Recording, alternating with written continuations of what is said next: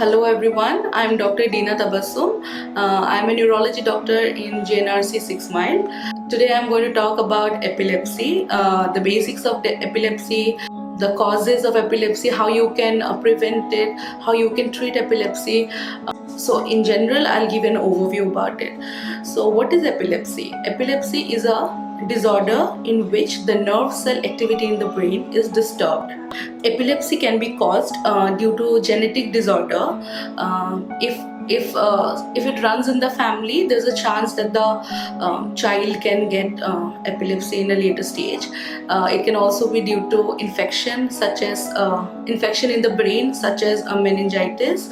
It also can be caused by an acquired brain injury, such as road traffic accidents, stroke, birth injury, developmental disorders, etc. So epilepsy can be majorly divided into two types. One is the generalized epilepsy and the other is focal epilepsy. In generalized epilepsy, it affects the whole brain, whereas in focal epilepsy, it affects only one part of the brain.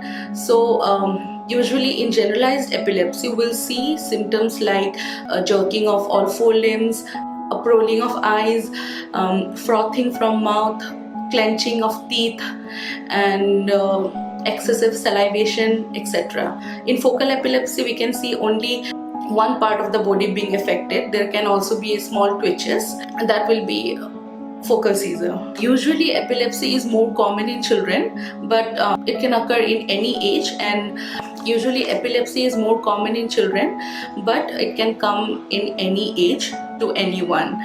Now I would like to talk about complications of epilepsy.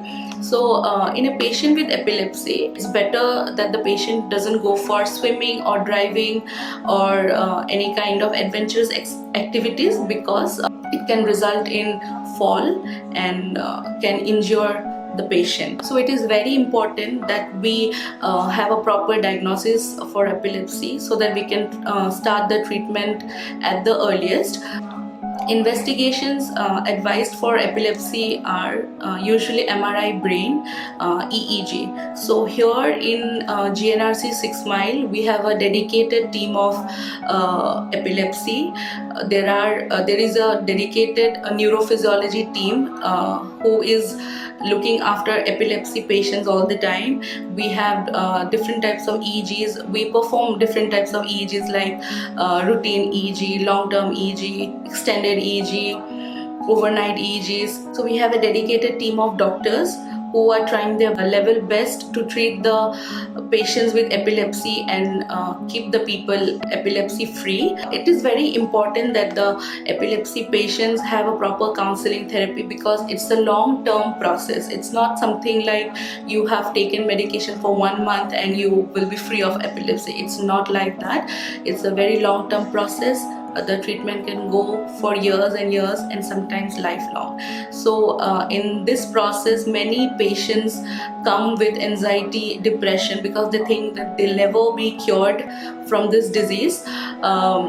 So we also have a dedicated team of psychologists and neuropsychologists who is always ready to give counseling therapies to our patients suffering from epilepsy. On this National Epilepsy Day, I would like to ask people to come forward and not shy around from their disease and get treated with proper medication, counseling therapy, and investigations.